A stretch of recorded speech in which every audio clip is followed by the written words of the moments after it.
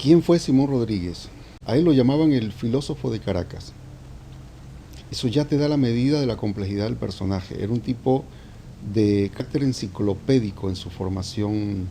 Era erudito en varias ramas, lo que lo hizo estar en las actividades más diversas, desde la actividad práctica de agrimensor, fabricante de velas, conspirador, consejero, educador, hasta la de pensador, analista, periodista, filósofo, viajero, explorador. Simón Rodríguez es el precursor de las pedagogías latinoamericanas, porque yo entiendo las pedagogías latinoamericanas como un espacio de transmisiones, de comunidad, de generaciones, y creo que Rodríguez piensa un montón de esos temas, de esos problemas, de esas problemáticas, en un contexto donde yo creo que él estaba muy solo, era un solitario. Simón Rodríguez, para nosotros, es un educador de esos que dejó esa huella indeleble en la historia, ¿no? Nosotros, esa idea de unir la situación que puede vivir un niño de discriminación o en distintas épocas fue tan diferente. Simón Rodríguez le tocó vivir, digamos, en la época de los cholos y de los señoritos bien, ¿no? Pero esa unión de pelear el país diferente a través de un proyecto educativo y a través de una concepción de vida y de la educación, eso fue para nosotros Simón Rodríguez. Que era loco. Lo discriminaban por loco porque era loco en relación a la norma establecida, impuesta por la burguesía española y sus culturas aristocráticas, monárquicas. Eso es locura. ¿Cómo va a pedir que los mulatos estén junto con los blancos con los esclavos con los artesanos, estudiando en el mismo espacio? Él quería formar ciudadanos y pueblos, y eso también es un hallazgo, no formación ciudadana o formación de los pueblos. Él quería formar ciudadanos y pueblos, y en la idea de pueblo está la idea de igualdad. Y me parece que esta es una idea muy potente en Rodríguez. La otra idea potente de Rodríguez es la idea del trabajo, formar para el trabajo, que no es lo mismo que formar para el empleo. Rodríguez quería construyó de hecho dentro de las escuelas fábricas para que los pibes y las pibas fueran autónomos, ¿no? Ahí también hay una idea interesante. La autonomía no es una autonomía declamada, es una autonomía que tiene que ver con el mundo del trabajo. ¿Qué destino les esperaban a los cholos y las cholas, como él los nombraba, los cholitos y las cholitas? ¿Qué destino les quedaba? Ser sirvientes. Entonces, si él construía escuelas y construyó escuelas, digamos, para la autonomía, estaba haciendo que esos chicos y chicas dejaran de ser sirvientes.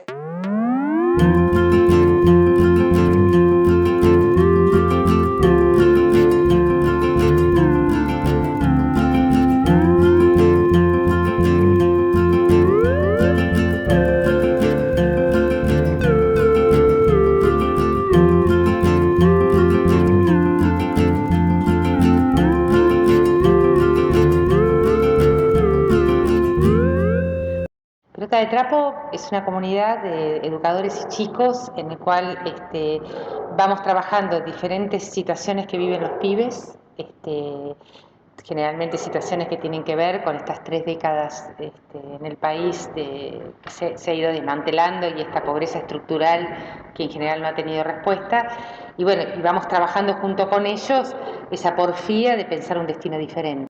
Y en el trabajo cotidiano, Simón está presente fundamentalmente en todo lo que hace al tema del respeto a cómo ves al niño, ¿no? Y cómo lo sentís como un sujeto político. Simón Rodríguez era socialista utópico.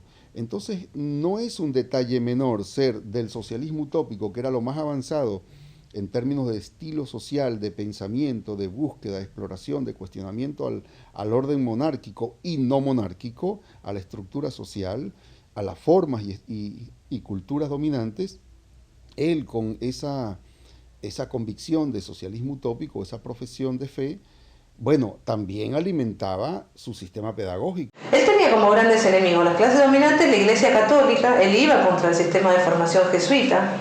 Él hablaba de cárceles, de castigos corporales. Bueno, así como la conquista de América introdujo la pedagogía de la crueldad, él introduce la pedagogía de la ternura. Me imagino a alguien, ¿no?, flameando la bandera de la igualdad en medio de una sociedad no solo desigual, sino de castas, ¿no?, de racista. Yo creo que son resistidos cualquiera de ellos porque plantean un país diferente, ¿no? Una sociedad diferente.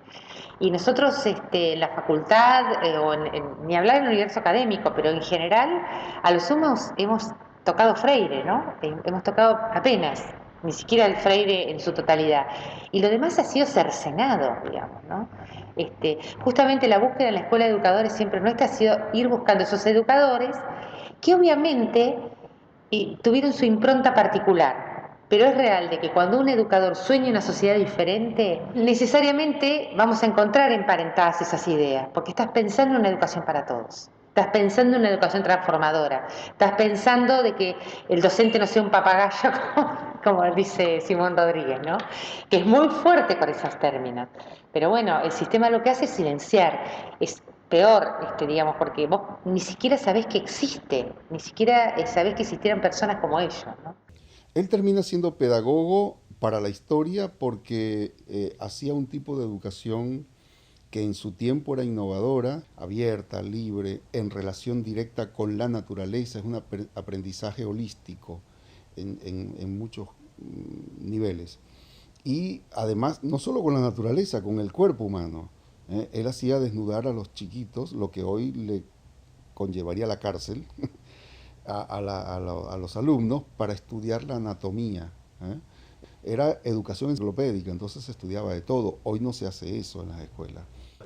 Él en un momento dijo, y esto también es interesante, desterremos el latín, enseñemos quechua. Ese Estado plurinacional, la cabeza de Rodríguez de hace 200 años. Y la otra cuestión que me pareció maravillosa de él es que es esta unión entre que la educación es un proyecto político en sí mismo. Digamos que después Freire lo retoma uno, cuando nosotros lo empezamos a dar a Simón Rodríguez en la escuela de educadores, la gente decía, bueno, pero qué bárbaro, uno pensaba que era de Freire y sin embargo Simón Rodríguez habla de lo mismo, de una educación popular y de una educación que no está aislada de un proyecto político.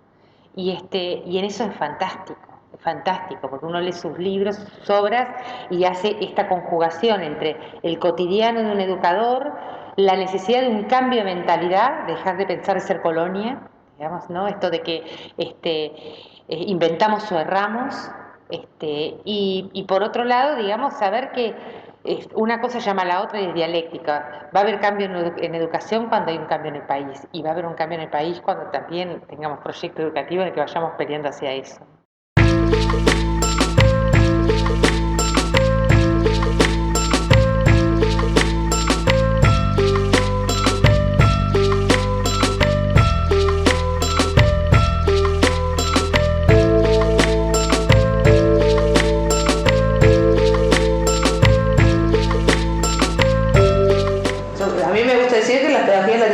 Latiendo y van por más, y entonces en ese sentido es un momento interesante también para las pedagogías, ¿no?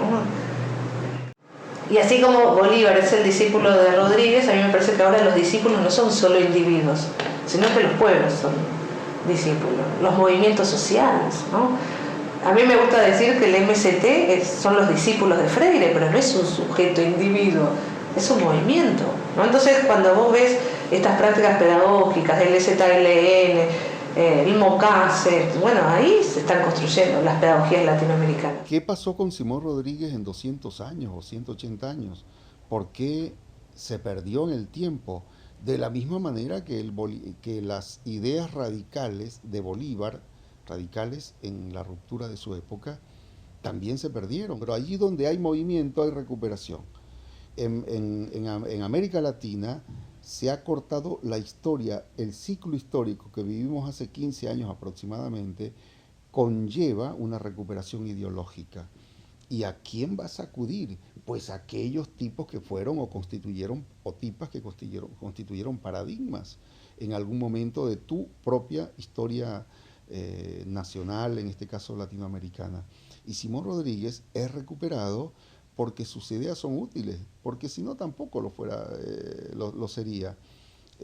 No se recupera por razones de amor o de afecto solamente, no, es porque son útiles.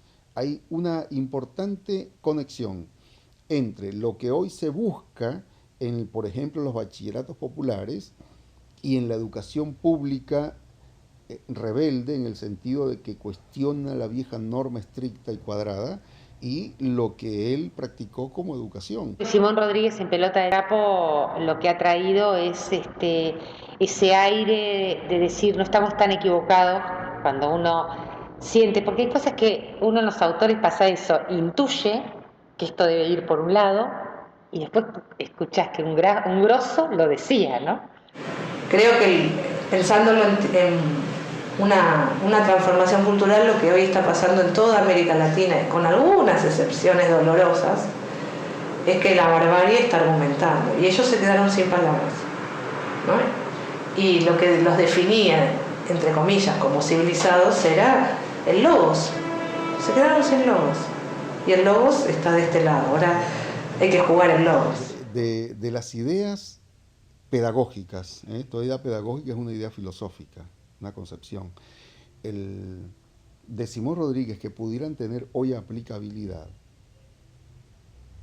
son sobre todo aquellas que tienen que ver en cómo se educa, qué mecanismos de aprendizaje holístico, integrador, total, tiene un educando respecto al medio que lo rodea, que era su gran preocupación. Y el otro es el americanismo. Hay que integrar a la educación formal el americanismo como concepto. Eso es Simón Rodríguez. Eso es la idea original de Simón Rodríguez. Y que además no pensó una educación para pobres, pensó una educación para todos, que era tan necesaria esa educación transformadora para un chico rico como para un chico pobre. Eso es brillante, Simón Rodríguez, digamos, ¿no? Porque que es la pelea que uno hace en estas organizaciones. No estamos para trabajar con los chicos que tienen problemas o que son de la calle, sino estamos para construir juntos un mundo diferente a partir de esas cosas que han sucedido. Pero es tan necesario para mí que no haya chicos de la calle como para ellos no estarlo. Tiene que sentirse, vibrar en un mismo proyecto. Y eso es lo que hace Simón Rodríguez. Por eso uno se encuentra como en casa cuando lo lee, ¿no? Es como si lo hubiera conocido, ¿no? Bueno, yo creo que Simón, él dice, yo no escribo para esta generación. Yo creo que escribía para otras y otros. Tal vez se le pretencioso, escribía para nosotros. En algún punto tiró una botella más, Rodríguez. A ver qué generación era capaz de destapar y hacerse cargo de lo que decían sus palabras.